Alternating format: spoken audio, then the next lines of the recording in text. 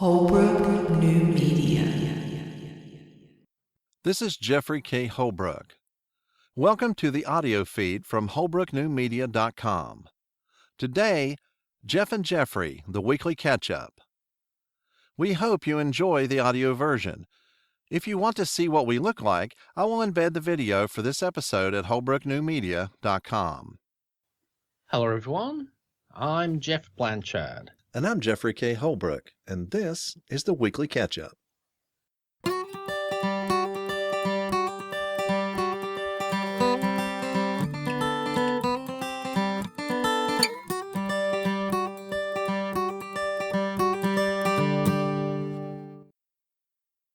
And we're back. And good morning, Mr. Holbrook. Good evening, sir. How are you today? Good, thank you. Well, I'll tell you how I started my day off today. Okay. I started having a look at this new budding YouTube channel. Oh, I think you should. Yes. Well, jeffreyholbrook.me. Well, yeah, it's Geoff Holbrook. jeffholbrook.me. Mm-hmm. I found and I started looking at some of the things.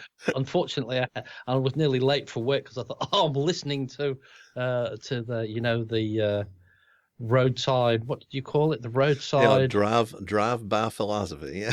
drive by philosophy and the Buddha comments and all that. I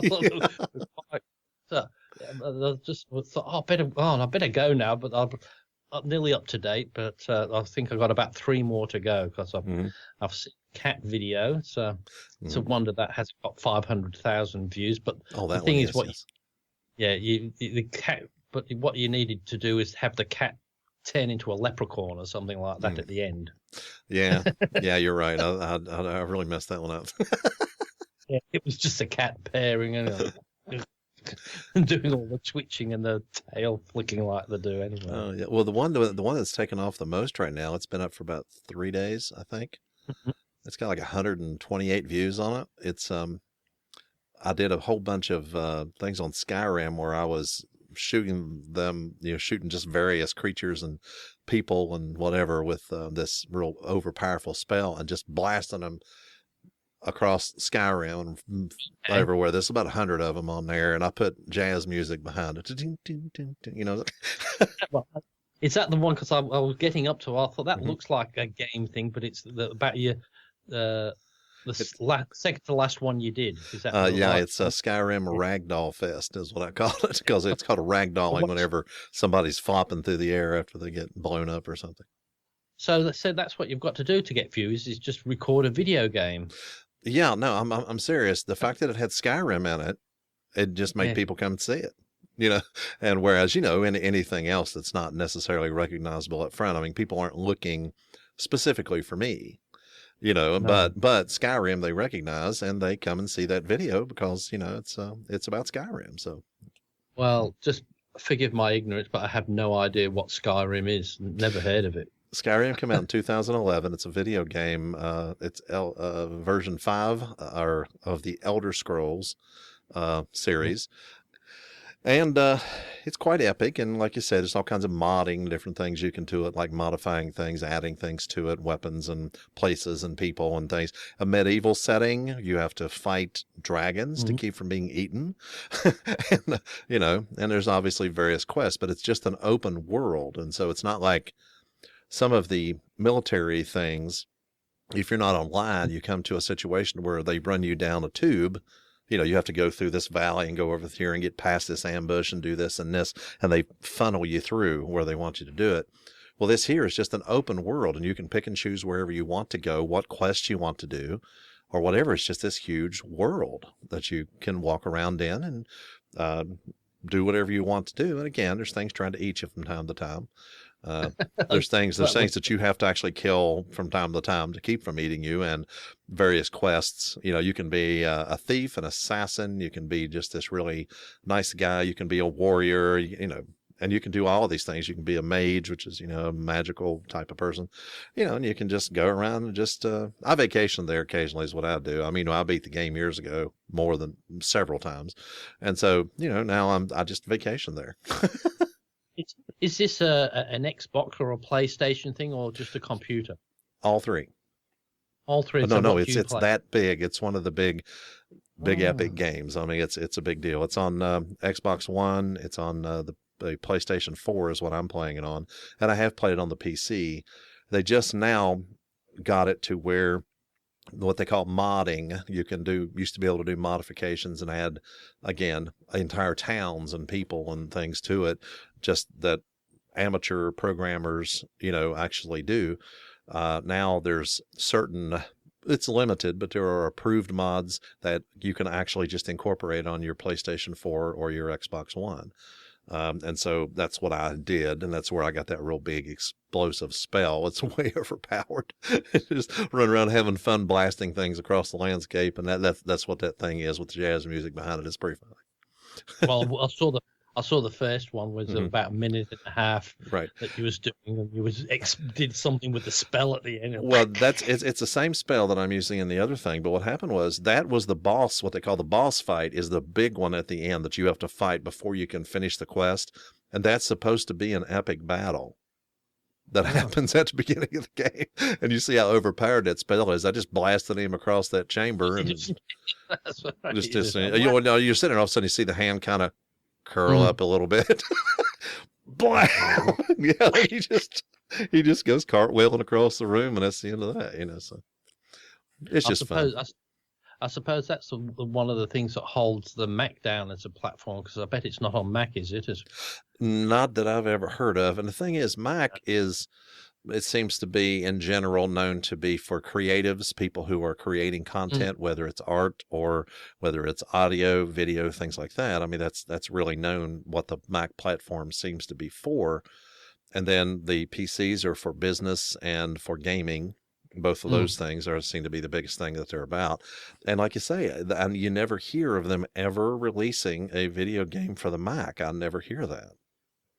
And it's quite sort of surprising, because you think, well, that's probably one of the reasons why Windows and that have such a big hold on the market, because they don't release those sort of things for Mac. And I bet you if they did, and that was always the thing people said when said, "Oh, I've got a Mac," and they said, "Oh, but you can't get any games for them." Well, I don't care. Well, yeah. And I've never played a game on it yet, and that doesn't bother me. But if I did even slightly interested, yes, I definitely would switch over to a Windows platform. But it seems strange that, yes, you know, the Mac sort of said it's for the creative, but I think that's a bygone era now, that it's people that used to be, but now everything that they used to say that on the Mac is cross-platform, that you can do pretty much the same things on Windows these days. So it's becoming a bit different. I think the Mac might start losing a bit more of the market, especially with some of those Microsoft machines that they've got out, because I can't say they're any cheaper than the Mac, so they're probably a bit dearer, some of their laptops. They're quite beautiful machines by the looks of them. Well, the thing is, I think what's happening is all of the creatives, or even like you say, the artists, the computer artists, the people who are programming, the people who are doing audio, video, all kinds of stuff like that, they are the only ones that are going to have desktop PCs. I mean, me, I miss from the 80s. I always had a big old computer and a big workstation and a desk, and I feel like, there for a couple of years I just had a laptop, and I just felt like I wasn't doing any computing, and so what's going to happen is everyone else is going to have one of these. That's right. Because if you're not creating, or you're not doing something fancy with a computer, and all you're doing is using it for a communication device, sharing pictures, things like that, you don't need any more than this now. No. And with me, well, even when I'm not doing anything and I could use just an iPad, I still use a laptop. But really, I could use an iPad, or like you said, the phone. Because when you're surfing, just having a look at things, paying some bills, you don't need a computer these days. And like you said, unless you do, and even then, depends if you're doing audio.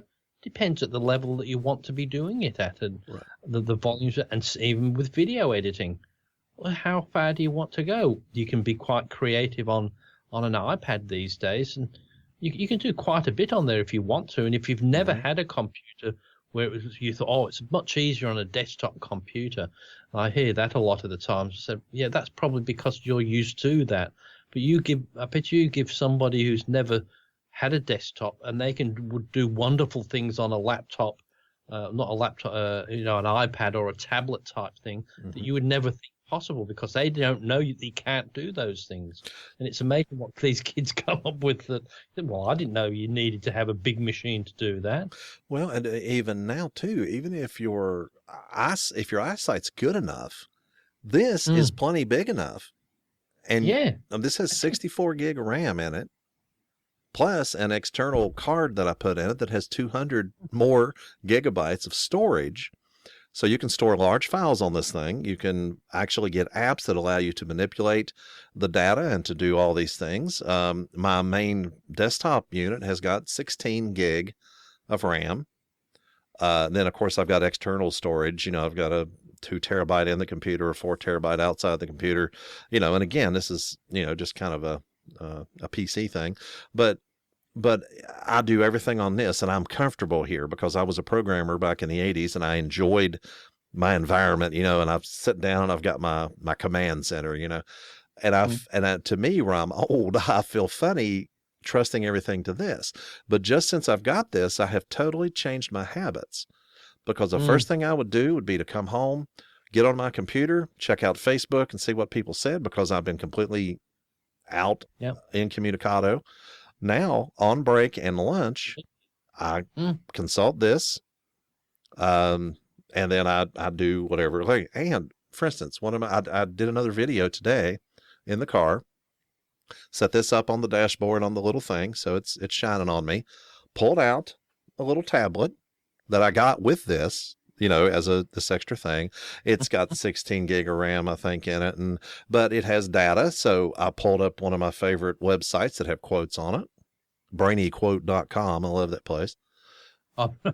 And found a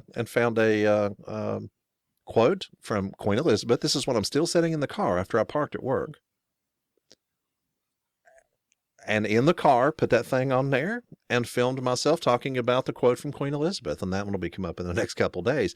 But I didn't have to be at home to make that content. Now, what I just now did was uploaded it from here as soon as I got on Wi-Fi to Google Drive. And then I will download it into my PC, put my little front end on the way I usually do. And, a couple little things, and then I'll upload it to YouTube from here, because I've got to do it now. But you can actually upload it directly from here to YouTube. That's right. And then manipulate it in YouTube off of this without ever having the desktop. But I really like having it here and playing with it myself and deciding what I want to do with it. And I can make a few things. Whenever I did the one off the Skyrim thing, there was a lot of editing involved, and I never would have wanted to have done that on YouTube, because I took a bunch of clips, shortened them up, and just like, just one after the other. Then I took the jazz music and put behind it, took the main video volume, brought it down to where all you could hear was the, whenever he's actually shooting the spell. And then I had add the jazz music to it and made that loud enough to where any of the stuff on Skyrim, the music playing, the different little things happening, that was down so far into the background that it doesn't intrude on the actual video. And I did all that here, and I'm comfortable doing that here.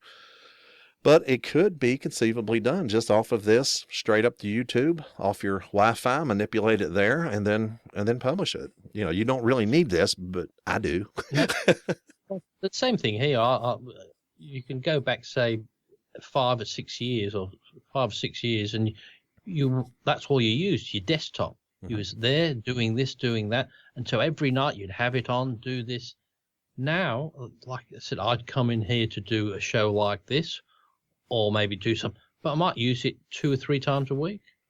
But most of the other times it's either the iPad or the laptop that you've got, but more than not, like you said, the phone or the iPad will do it. And the great thing with them, they're always there. Like your desktop computer, usually you might decide, because to me, I don't like all electronics sitting there sleeping if it's your PC, because with the power supply, so I always switch it off. And even with the Mac, it might take 30 seconds to be up and going, not a problem. but it's 30 seconds. You open your iPad, it's there. You click on your phone, it's there. And like you said, you take it, it's always there. It's never off, and it's just ready out there. And looking at your videos, so it just quite amazed me. I was just looking at them, thinking, God, the quality. Just if you didn't tell them, if you'd said, of course, I'm filming this with my new GH5 4K camera. Look, can you see the beautiful quality? And people say, yeah, fantastic. But you wouldn't know if you didn't say it was a phone. The quality is like you've said to me, it was excellent. As I said, the only thing I would say with it is, like you said, when you get too much of a vibration, but even then it does such a good job. But like all cameras with auto stabilization, when you get that wobbly, you get that sickening, I don't know, like watery feel. You can see everything starts going jiggly. Have you seen that a couple of things in your videos when it? Yeah, I had one where it almost just went down to a point and then came right back out real quick. You know, and did I see that? And I stopped the video when I was working on it. And when it get down to just this big, 3-piece, coming in and then right back out. And I really had a hard time because it happened so quickly. I had a hard time. I said, wait a minute, I saw that, it flashed by me, and I had to go in there and find it. And finally I got it to stop to where I could see it happening, and I thought, oh, okay, I see how it is. But what I've done, instead of doing it with the car moving, I've just waited. If I get to work, like I got to work about 15 minutes early this time. Oh, okay. And the one I did today, and the last one I've got on there too, the one with Winston Churchill. But anyway, I just stopped when I got to work, got in the car, pulled out that tablet. Again, I've never had access to any stuff like this. And from scratch, without having a quote or anything, I found the quote on that tablet. I put this in the holder, clamped it down to the dashboard, and turned the thing on and started talking about this quote about 5 minutes. And I'm done, and I've still got 8 or 9 minutes before I have to punch on the clock and start working. And that was after I parked in the parking lot. And so I could just do it that quickly and then come home, upload it, on Wi-Fi, download it again onto here, do the manipulation, whatever I'm going to do for it, and then upload it to YouTube when I get here. I mean, but I've never had access to the internet where I could find the quote, and to this thing that's with me at all times and does that quality of video. I'm amazed. Now, I'm not ready to give up my desktop because I really like it, but it's just so great that I've got that access while I'm out in the world, because I never did before. But when people say, I'll put out a video, or you can't possibly do that, haven't got time to do that. But with the technology we've got on that, if you've like somebody like yourself that can just put yourself in front of the camera and talk about something, that's easy to do with the technology. It's just, if people can't do that, maybe it's not the time. It's just they not comfortable enough to do it and think they might make too many mistakes and that. So. Oh, I do make mistakes. As a matter of fact, what's funny today, remember I told you that I had a little bit of trouble with that stand falling off the dashboard? Okay, well, I'm in the middle of this talk, and all of a sudden you see the camera go, and so I'm picking it up and I'm going, well, it's like, I'm putting it back on there, and I'm trying to decide how much of that I'm going to edit out. I'm just going to let it be part of the video. That'd be good. Well, I did see one of them where I was watching you, and then I thought it just looks like a slow pan. Yes. But I thought he's moving. Yeah, because it's pulling down on it. Yeah. It was just moving that ever so slightly, and I thought, is Geoff sort of sinking down a little bit? He just had to move down a bit in his chair. Because he can see that. But I totally credit you, though, with getting me comfortable just doing live, off-the-cuff talking on camera, because before we started doing this, I never did that. Everything I did was scripted. Now, I was on a couple of shows. I interviewed with a couple of people on other shows, things like that. And I was surprised myself at how comfortably I was able to do that. And I was prepared. I had notes. But just talking off the cuff and just having a conversation and not being afraid to say, or stutter or whatever, I totally credit you with that, because you really loosened me up, and now I'm able to sit down and hold that camera up and, or put it on a stand and actually just sit there and talk about something. And again, what's funny with that is it's not actually live like we're doing here. I can just decide not to put it on if it's that bad, but I haven't yet. Every one that I've recorded so far. Again, this is 2 weeks. You said, like putting a video a week on there. Over 2 weeks, I've put 6 videos on there so far. And like I say, because I ripped this thing out in about 5 minutes found the quote, did it, everything in less than 10 minutes, sitting in my car before I went into work. I'd got this video. I'll probably spend half an hour playing with it here, deciding how much of that falling down camera thing I'm going to let it stay in the video, because it happened twice. It happened, I put it back up here and it fell right back down again. So, okay, so I put it back up there, and so, I know I'm definitely going to let the first one, because it starts going, and it's actually pretty funny, but I told a guy at work about it. He goes, that makes it much more personal and accessible. He said, "Yeah, don't leave that in there." Well, it does, because they're the things people like, that it's real life, and you go, "Oh, Dan, where are you gone?" And I'll just watch. Rick did a little one this week with the GH5, just showing what a lens could do. Yeah, I saw and that that. was a bit like that. He says, and it can see. It left the bit in at the end. Says, "Oh, well, let's see if you can actually see it and hear me on that one." But he was funny. I really enjoyed his last one on there, because. Some people might get the indication that with the GH5, if you blink, it will focus. Oh, yeah. Well, I have noticed a little bit. It is face tracking, this thing is. But when I'm in the car, if I move side to side, it does have a tendency to change focus just a little bit, but it finds me right away. So I haven't really messed with it. And it said it's really good. I've seen that, but it's only because I was trying to look for something, but most people won't notice, because it said it's a split second. You just see a bit, but as I said, you're so much in focus all the rest of the time, you won't notice. It's not like the GH5. Sometimes when that does it, you can see on people like Rick had one there. Yeah, it did focus, but you could see for a good 10 seconds it was out of focus. Yeah, he was completely out then. That's what I like about being in the car and having this thing on the dashboard. I can't move. I'm in a bucket seat. That's right. So I can't, like I say, even now you would see some focus changes probably with this camera here. Definitely a white balance change. But I mean, I'm in the car. It's daylight. I don't even have I guess I could put my overhead light, and maybe give me a little bit of a fill light or something, but it doesn't need it. This thing is so accurate in the way the rendition of everything, that I haven't needed it. And so I'm just, again, I can whip one of these videos out in no time.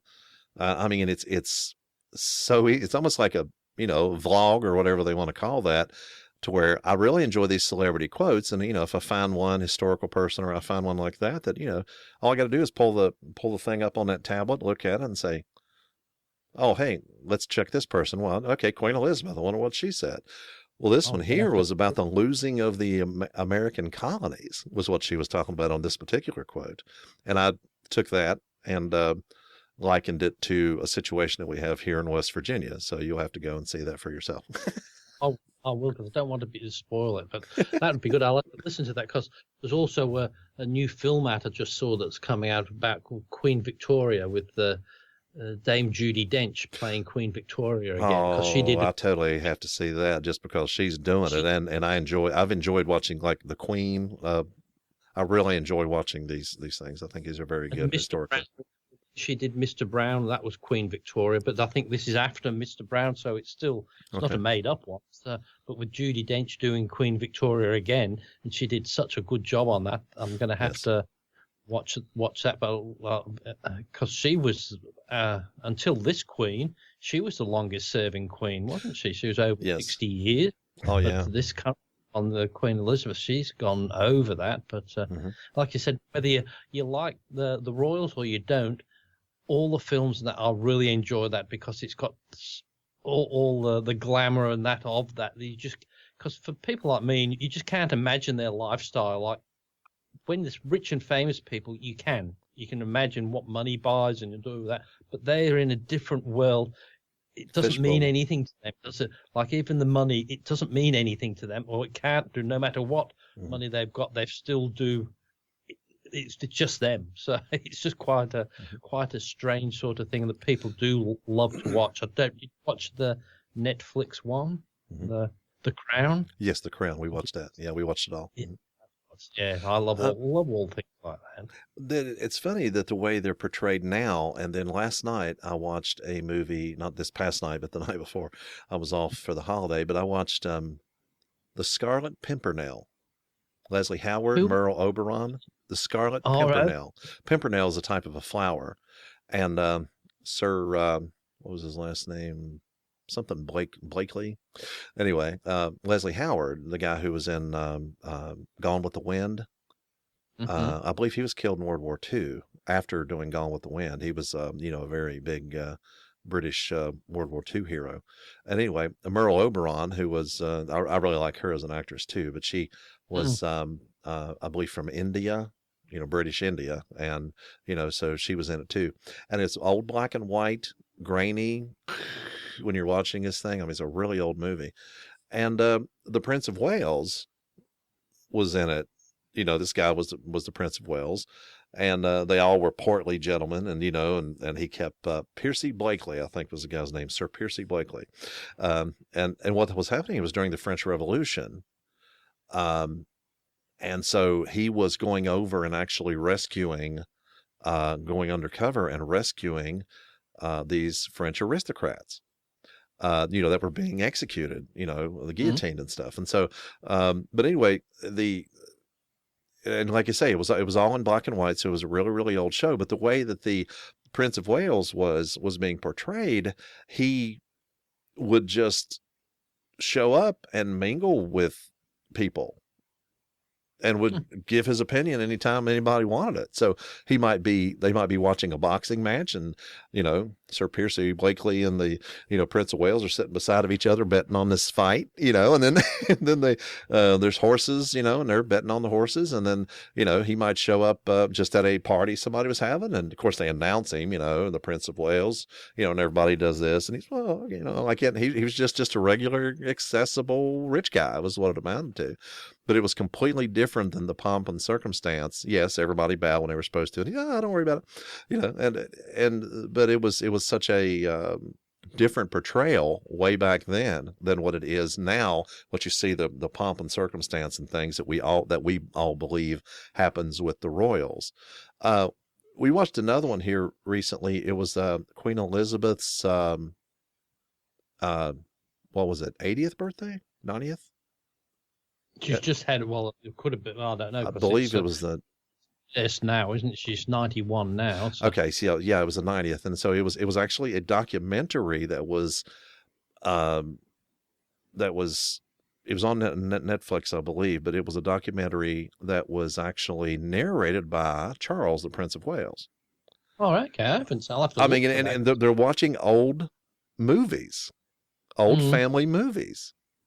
And his dad's on there, of course. And, and then, it's just, it makes them so human, because you don't really expect him to be so human. You just expect him to float above the ground, and, but they were sitting there, and she's just making comments, because you never heard from the Queen. And she's just saying, well, he sure did like to do that, didn't he? She's actually just making comments on these videos. It's really cool to watch how human and what a sense of humor she actually has. It's really surprising. They had one I saw quite a few years ago where there was following the Queen round up in Scotland, and she was going to going to a place where some of her horses were. She's got the scarf on and the jacket on, and she's going round in the stables, and comes out, and then this fella says, "Excuse me, love." And I said, "Do you know any place where there's any horses for sale?" Well, maybe not in that accent, but and it says, "No, go away." And he says, "Does he know who he's talking to?"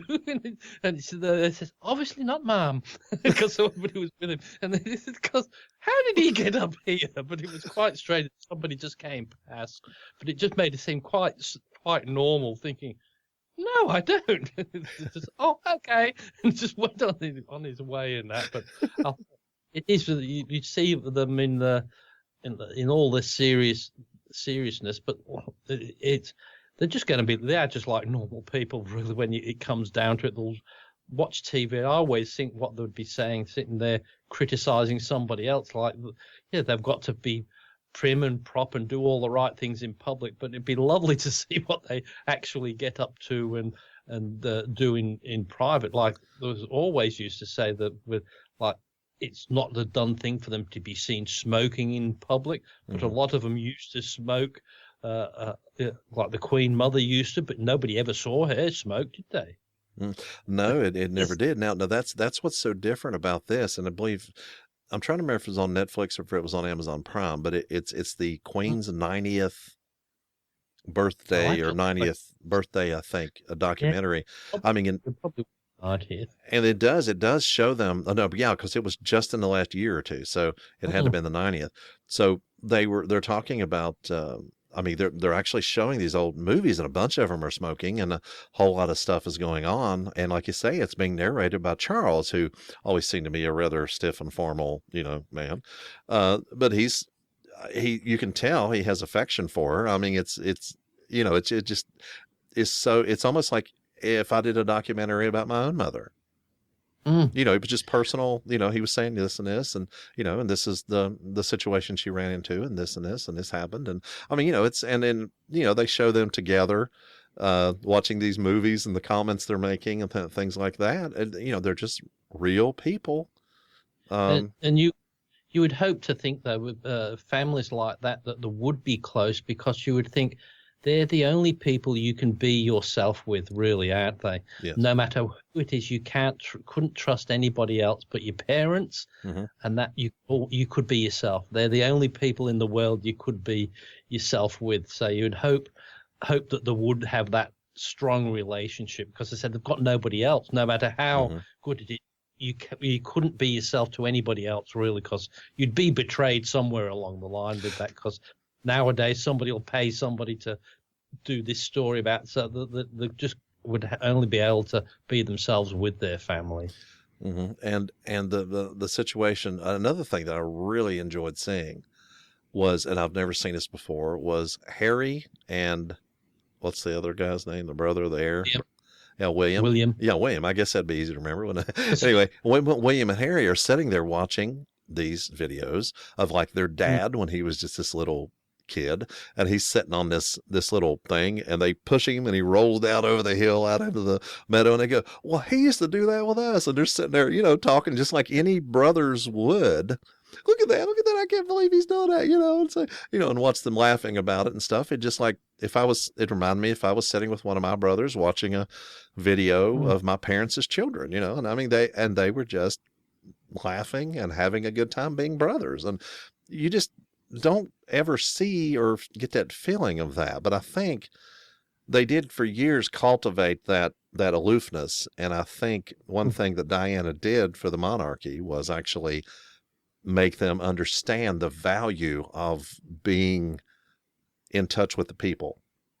Well, I think they made them realize that if they didn't, there wouldn't be a monarchy, because really they don't do anything in power these days. Like in the old days, the king and queen ruled, and what they said went. Right. And so they are there for the people. So they've got to, people's got to like them, or else what's the point of them? And as I said, that's why I think the English one's still going, because even if the English people don't like them, they make a lot of money out of tourism for people coming to see the pomp and ceremonies, pomp and circumstance, all the parades, and that's what keeps a lot of the tourism going. So I mean, that's I think a symbol. Diana really opened that up to people to say, well, you can't do that. And when she died, that even made it more so, because I think that's when the Queen realized that they had to embrace that, because yes, some of those documentaries that said she was becoming to being put on the outer if she didn't, because she said, I can't do that because the Queen doesn't do that sort of thing. Right. But they had to break tradition and do some things that you don't usually do, or else you're going to be seen to be not a very nice person. So Well, yeah, I mean the idea, let them eat cake, that type of a feel to it. But if you think about it, because in America, it's kind of like, well, why in the world would anybody put up with bankrolling these people whenever they're not really doing anything? Now, the Queen does have to sign off on everything. I mean, they're basically, you know, rubber stamping whatever, the government, the constitutional government decides to do. Constitutional monarchy, I believe it's called. But if you think about it, that is something that the British people can point to and be proud of. Do you know in America, we have absolutely nothing in our government or our national identity that we can be proud of? It's not like we can point to somebody and say that is a symbol, because the office of the presidency has been diminished. And I mean, whenever JFK was in there, there were a few things that leaked out about JFK, the man, but then whenever Clinton was in there and he lied under oath and all this, at that point, I believe the office of the presidency was diminished. And so now the respect for the office isn't there anymore. And so people are in the condition they're in and blasting everything. And there's so much hate and vehement stuff being pushed around. You've heard me talk about that in my videos a little bit. And, we have nothing specifically about America to point to and be proud of, like the British people have their monarchy. So what does that do to Americans? What does that do to us? All we do is argue all the time. And now I tell you what, if you want to see a good argument, you need to look at the British Parliament. I love to watch those guys yelling at each other. It's just great. But they say they insult them so nicely, don't they? Oh, it's like the Earl, of Westminster, has a rather fat head today. It's always really formal. But boy, I do love those old Shakespearean, curses they put on each other. It's great stuff. I'll tell you what, I don't know if you've seen it, but if you like that sort of stuff, you've seen the Netflix, the American version of House of Cards. It's on there. I have it in my thing. I haven't watched it yet, but yeah. If you can get it cheap, get the original English version. I remember seeing that. I know what the guy looks like. I remember seeing that it was available, and I had thought to watch that, and then this one showed up later. Because he's Francis Urquhart, so in that one, and so it's FU for Prime Minister because it's Urquhart, because that's how he spelled. I thought, that's his initial. So they said FU for Prime, but that one's it's a DVD, but it's about 6 series, but that's what they took it from. But it's the original one. But I've watched that before I watched it, and I thought, I'm not going to like the Netflix one. But I tell you what, once you watch the English one and then watch the I love both of them. You can't. It's really good adaptation by the Americans for that one. But I didn't think it would have been a good one after seeing the original. Well, it's going to be such a completely different situation. The concept holds up, but it would have to be done completely differently in America because the push and pull, there's a lot that's the same, but the institutions, you can only work inside or around the institutions, which I suppose is being done in the shows, only in certain ways in Britain and in certain other ways in the United States. And so it's The American one had to go overboard a bit more than the English one, because the whole thing is, the English don't do that. But what they did in the House of Cards, of course, the Americans would, get somebody murdered. Of course they would do. Yes, they would do. But so it had to be a bit more other than just that. But it's still, it's one from around about the late 80s, I think, or 90s. Is it early 90s? I think the original. But it's a cheap one. If you see that, it's riveting, and because I just love the British acting. Because my mother likes because she can understand all the words that they say. A lot of other ones, they mumble things that they try to make it sound so real that you can't understand a lot of the things these days. But those ones, they speak clearly. They don't overspeak a lot of people. You can understand what they're talking about. But I would strongly suggest you have a look at that House of Cards, because it's really good argument, because it was on years ago, and I was never interested when it was on. Mm-hmm. My brother said, you should say that. Oh, it's excellent. I thought, oh yeah, I'm not into the politics thing. But it's like when you watch a good film about football or baseball, Mm-hmm. you don't have to be into it. If it's a good film about it, it will get you into. But now it got me into it, and I quite like the things about the politics and things like even there, The West Wing. I loved that. Well, see, I have that on my queue too, but I watch so little television that to get into a series and then watch it to the end, I can't remember 7 or 8 seasons or so of that. And I've been told I would totally love that. And another thing I've got that kind of turns me away from political stuff right now is there is such diatribe going on and such ungentlemanly behavior in political discussion all over the United States. Every time I turn YouTube on, it just fills up the screen with these things from the night talk show hosts who are completely centering their entire careers on trashing Trump. Yeah. It's kind of like, okay. It's just, and all the headlines are clickbait worthy and it's just kind of like, oh, okay. I'm avoiding politics because, even some of my close friends, I didn't lose any friends mainly because I stayed out of the fray before the election and after the election. But when people start making up nicknames for these people, that's when it's just mudslinging. It has nothing to do with an honest discussion about issues. It's just trashing a person. It was funny. There was one that I saw just on the news was saying about this talk show host over there trashing the president and the way he starts off his show. But he got taken down a peg or two because the audience was on Trump's side. And hang on, they were supposed to be booing at that, but they were clapping. Mm-hmm. And they didn't know where to go because did you see that one? Well, yeah, that was the one where Trump canned the what was it, FBI director? Yes, I believe it was. And what happened was those people were liberals, but the thing was they didn't like this guy because he did some things that they believed got Hillary messed up in the election. Yeah. So the idea, what he was trying to do was crack a joke on how horrible Trump was for canning a guy. And they'd been hating this guy all along simply because of what he theoretically did to Hillary. So whenever they canned him, they were like, yeah.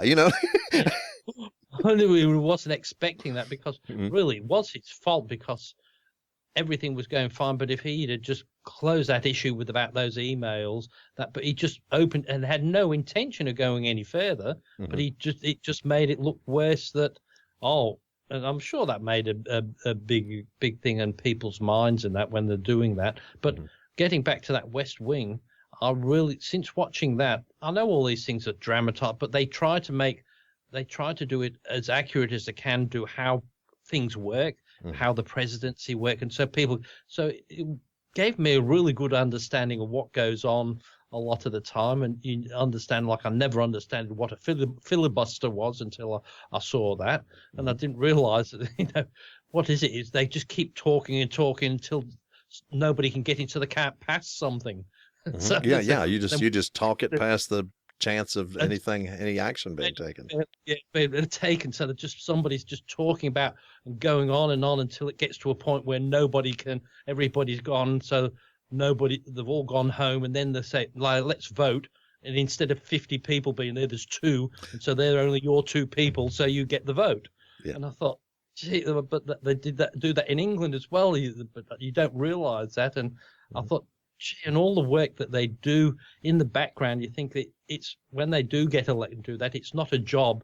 When you're in politics like that, that's your life 24/7, and you're lucky if you want. You get woken up in the middle of the night, but I bet you it's like that. It is. It's sort of if you're lucky enough for 2 terms, you do it for 8 years. And just as well, you can only do it for 8 years, I suppose, because then you're out. And most of the time, the people are with a particular person, so they don't go on. They're in for that person, then they're out when the next one comes in. And anymore though, the husband is president, and then the wife's going to be president.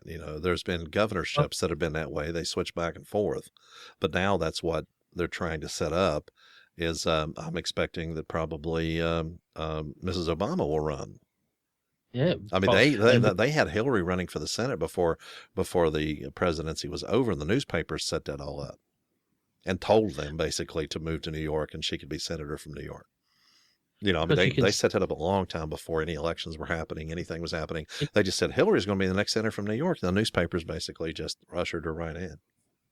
And the only thing that gets me with the politics there is just that no matter who it is or what you vote for, by the time they're just in there for 2 years, and then they spend the next 2 years figuring out how to get in for the next term. So you only get usually about 4 years out of the 8 years. Well, because or they might get a little bit longer in the second term because they don't worry about that, do they? The House of Representatives is even worse because it is in the Constitution that they only have 2-year terms. And, okay. Yeah, I mean, because the House of Representatives are actually the representatives of the people. The senators are the representatives of the states. And the president is not our president. He's president, the CEO over the Union of the States. And so, you know, the only people that actually represent us in the federal government are it would be more like the House of Commons, I'm guessing. So that's what everybody's talking about, the popular vote. Well, each state decides for itself who they want to have president. The popular vote is irrelevant to anything because it's any influence that a vote does of the people. They did pass the 17th Amendment that I believe finally made it to where each state, instead of appointing a senator, had to let the people vote. But it is confined within that state.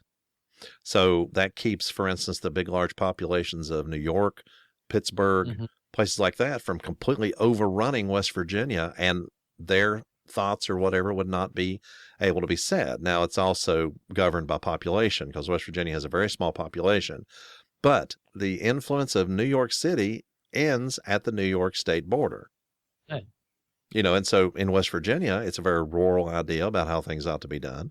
And so we have a different idea maybe about who president would be. But the two divisions in the country are not liberal and conservative. They are not Democrat and Republican. They are city and countryside. And that's why I like to say the popular vote. Yes, say maybe more people voted, but they were in New York and Los Angeles, where the majority of the population are in there. And they said, but that's not where. They stack them up in the cities.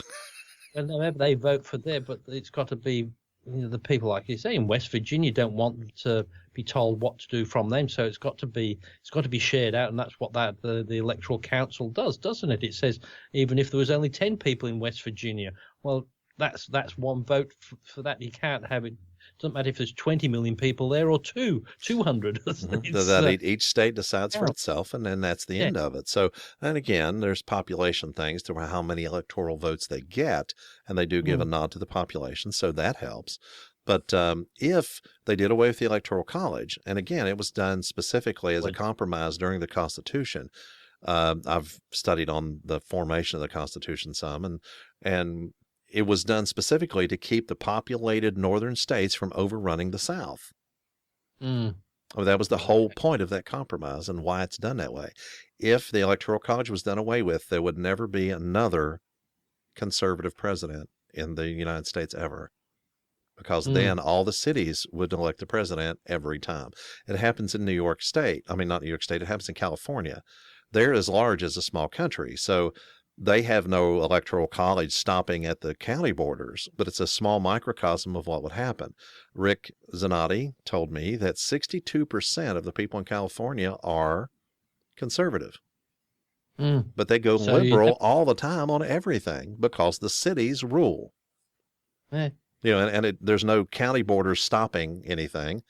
So the whole state, as huge as it is, in spite of the fact that they have a majority conservative population, the cities rule the whole thing. And so they end up with constant liberal ideas. That's what would happen in the United States. And that's why they agitate to have it shut down so that the rural states would have no say ever again in the presidency. Yeah, and that's what definitely would happen. And I think it's the same sort of thing. They have a similar sort of thing here. If it was just on the popular, it would all be the main people around the cities. But there's a lot of other people, maybe not all of them, but around the outsides and in the country areas that have got a lot of say, and it affects them as well. So, yes, it might be fine for the major 5 cities we've got here, but there's a lot of other people around the outside. So you want to have all their votes count, not just that, hey, we've got 7 million people voted this one and 4 for this one, that one's a winner. You can't just do that, can you? Right. The popular vote's always reported, but it's completely irrelevant to the president, and it was meant to be that way. The state of West Virginia has probably 10% of the amount of people that is in one borough of New York. So we would just be completely overrun. I mean, by the nearest, not even just the nearest cities. New York would have it would rule the entire East. New York City would. Yeah, well, you there would be a big line down the middle of America, and it would be California and New York, wouldn't it? Right, and they would, yeah, it would just kind of sound of in the instead of the Bible Belt in the Midwest, it would just be the demarcation, the continental divide for the, New York would rule it on one side, and then the California would rule it on the other. And instead of going north and the south, it'd be the east and the west. Right. But that just now occurred to me while we were talking about the monarchy, and that the English have something they can point to and be proud of, even the ceremony and the pomp and circumstance and stuff. In the United States, we have absolutely nothing to be proud of. Nothing that we can point to about our country, about our government, because both sides are just at each other's throats. And there's nothing that we can point to that would unify everyone, barring a nuclear attack or something. And then they would be unified for about a week or two. After 9/11, it wasn't 2 weeks before people started naysaying, and it was kind of united there for a couple of weeks, after we were attacked. And then all of a sudden it immediately just degenerated into anything. About a couple of weeks later, all the unity was over, and the fight began again. It's just like in England with the court system, and that where the lawyers still wear the funny little wigs. Yeah, that's pretty cool. But then when the judge, then he's got his bigger, longer wig because he's the judge. Yeah. But then when he sentences people, he has to have a different wig on. If it's a death sentence, or if it's if it's a lot, he has a different wig for different things, I think. So that would be terrible. I mean, you walk in and the midshipman's dirk is pointing towards you or away from you, and then what's happening before sentence is passed. I mean, No. He said, because they'll say the sentence is this, so he puts his cap on, a different one, and then has to say it. But it's quite interesting where you say, I forget all the colours, but they have different coloured judges. Oh, he's a purple judge. Oh. He has purple robe, so he's only allowed to hear certain cases, whereas if he's a red one, he gets all the murders and all that. But because there's a show called Judge John Deeds, which is an English show, if you'd like that, because that follows the law system in England. But it's quite fun to see all the rigmarole that you have to go through, other than just the law, to get into there. And if people speak out of turn, they get done down. Whereas, but then you see the American ones without that. Then you think, sometimes I look at the English ones, think, too, aren't they silly? Why don't they do away with that? But like you said, it's a tradition. It's not. Yes, it might seem a bit silly, but it's just their way. That's something that they've kept. And it's something just to keep, so it's not hurting anything, really, is it? Well, I mean, yeah, in the United States, it's hard for us to understand that, I say, well, my house was built, in 1950. And that's old for us. We have hundreds of years. In England, they have thousands. It's just like the history and the tradition. They have buildings that were there since 1600 and something or another, and so just the history of, for so long that there's that much history. Now, people that don't really care about history, which a lot of Americans don't, they wouldn't really be affected by it at all. But people who actually enjoy history, like me, would be, just wowed over the fact that brick right there was there when William the Conqueror came through. I just would find that amazing. Because I even know where the church where I was christened in, I know that was built in the 1100s. Yeah, and it still does my mind to think it's still there. It's a church, and it's still standing. And after all the horrible things that's happened, that's still there. But and then you think that's. He said, well, that's 1100 years. There's even older things around there, but it's still standing. And there was gravestones in the churchyard, and they're that old you can just barely see the numbers because the rains just washed. It's just just been there that long, and it's just wonderful just to see that, to think how people were doing that so many years ago, and it's just quite amazing, isn't it? Yeah, I think it's kind of cool that we've done a little bit of genealogy searching in the past. My dad had a cousin that was really into it, and he and I worked together for a while. The earliest known Holbrook that can be found by anybody is actually buried in a churchyard in Cheshire. I mean, and supposedly the grave is available, documented, and you could walk up and actually look at this guy's grave. And they can't find, in late 1600s was when he was buried there. And nobody can go any further back than this guy. And his name's Holbrook, spelled the same way mine is. There's been some changes, like Holbero, O-K-E, because that the way the K flourishes on the end, when people would write it, you would end up with an E, and so there's some of them that have E's on the end. There was a special envoy that always worked with Clinton, and his name was Richard Holbrook, and he had an E on the end of his name. But mine is the original spelling that everybody seems to know about. So, but that guy, I can't try to remember the guy's name, but anyway, he is buried in that churchyard, and you can supposedly go right to it, and you can be pointed right to this guy's grave, and you can see it. I mean, 1600, late 1600s is when he died. And what gets me when you look at names like Holbrook and you think, what did it mean? Did it mean something? Because as I said, with the difference, was it Holy Brook, or he came from Holy Brook, or something? Well, like the speculation is that it was a hollow brook, like around here they call something a holler. Well, that's a place between two hills, like the kind of a wedge between two hills coming, downhill like that, and supposedly.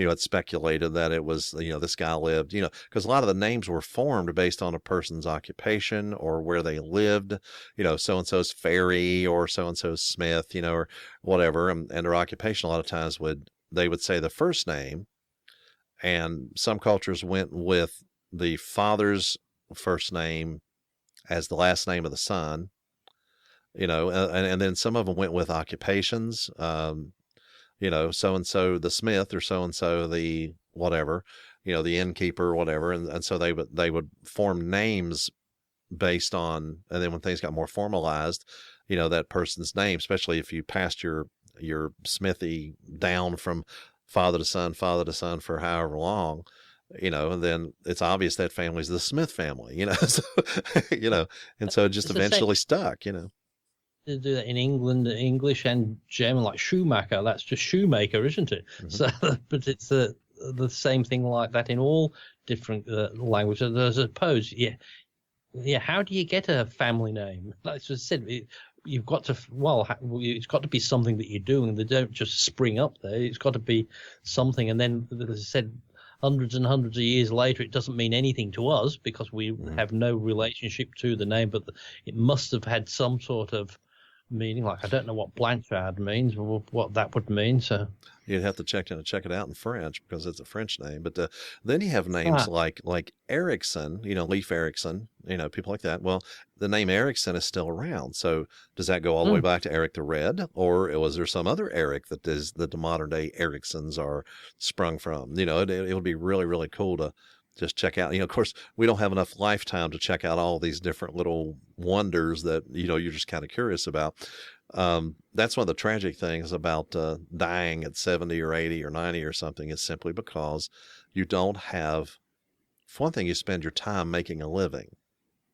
The time that you would be young enough to actually go places and do things, you spend that making a living. And then when you get older, now the internet does bring it in and make it a little closer to where it's easier to do in an older age. But whenever you really have the energy and the vigor to actually pursue these things and stuff like that, when you're younger, you're working. And then later on, all those things that you are just curious about, and the people who want to continue learning, the tragedy is they have to stop and die, at a too early an age because they never stopped wanting to learn. And then when they die, everything they learn is just done. Whatever they didn't hand over to their offspring or even people that they know around them, when they die, all this dies. It's not like you can download somebody's brain, and of course, who would want that anyway? But still, It's just you want something like Superman, where he's got this thing of his father, and whatever question you can ask, he's got the whole thing of his mind, sort of thing. So you can ask them questions and do that. But that's the sort of thing. Like I always think, you said, when you see somebody dies, and it's always, what are the things you've never asked them that they knew that's lost forever? That's what really gets me when somebody dies. Is yes, it's sad that we've lost them, but it's not just them. We've lost all their memories that you seem to remember. They said this or that, but there's so many things and sometimes you never know because people never talk about things.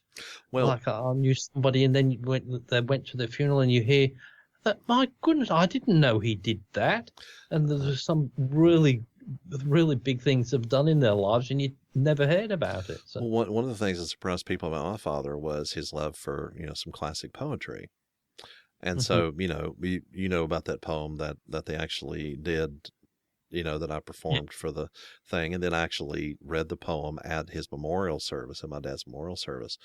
But as we found out things were getting, it was pretty clear, that we didn't think we'd have him around for another month or two or so. We definitely, any of us that were around him, were setting up cameras and recording devices. I was recording audio. I actually have a complete interview, if that's what you want to call it. I was setting up a recorder at breakfast every day, having breakfast with him. Dee Dee and I would, and then just recording. And so I have one complete breakfast edited out to where I can actually put it on the podcast channel at some point. Talking about how things used to be, how things were when he was in school.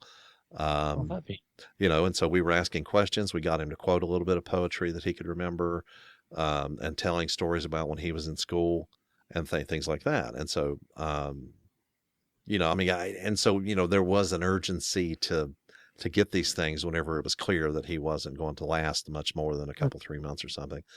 And so, we did record a lot more things than what we had before. Now we have memories of, my dad was very talkative, very open to talk. And so we do have a lot of memories from him. Now he never was a writer. He never did write anything down. He didn't record anything in his own right. But he was more than happy to talk. And if he would see us with a microphone, he was more than happy to talk into the microphone, and knowing what we were doing, we were preserving this stuff. And so it was, because most people are very reluctant, but that's half the battle if they're okay with speaking into microphones and they're willing to do that. But some people, you've just got to get them in the right situation, or else they won't say anything because they don't think that their life's interesting. No, and like I don't think I've done a great deal of exciting things, but I'm sure there's things there. It doesn't have to be exciting. It's just different. And you think, gee, that's quite different. And you've done all that, what you've done.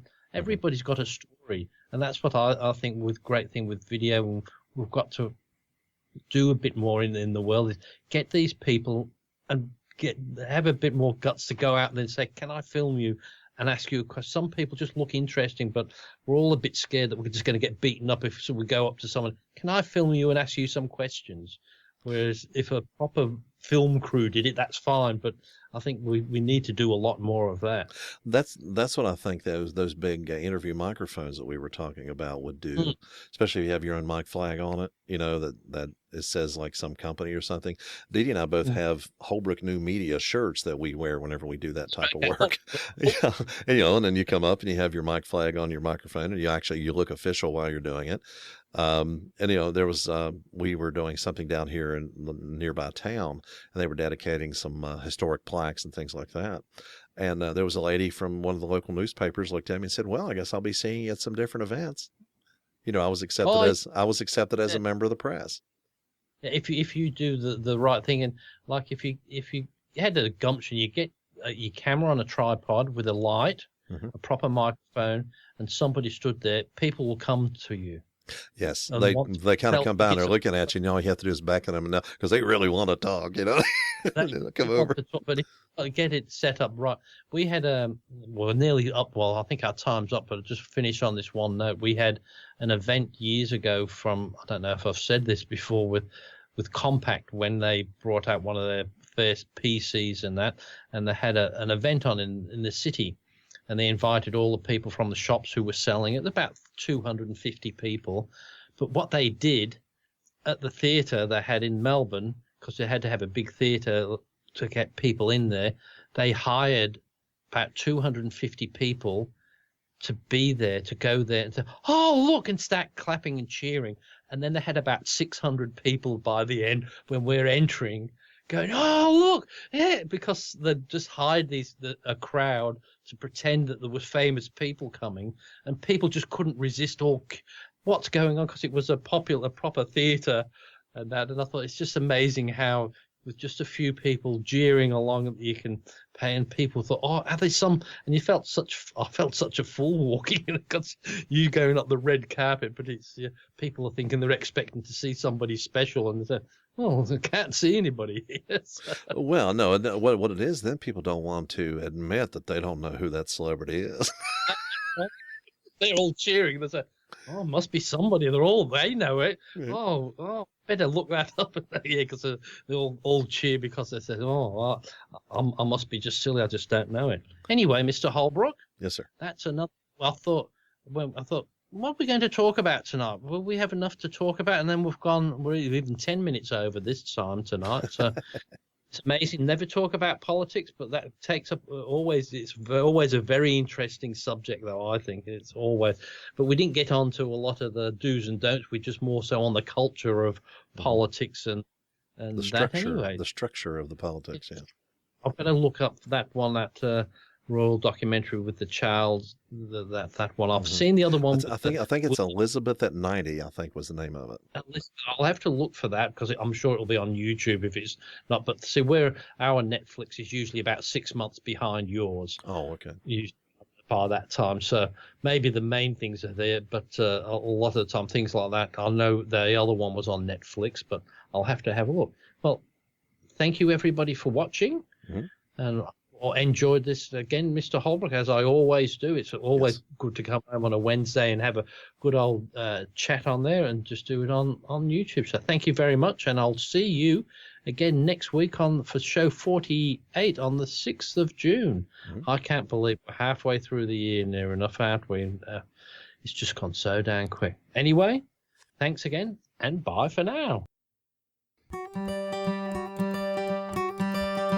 Thank you so much for listening. Links for a free subscription, feedback, and everything else we do is at holbrooknewmedia.com. You can find all things Geoff Blanchard at geoffblanchard.com.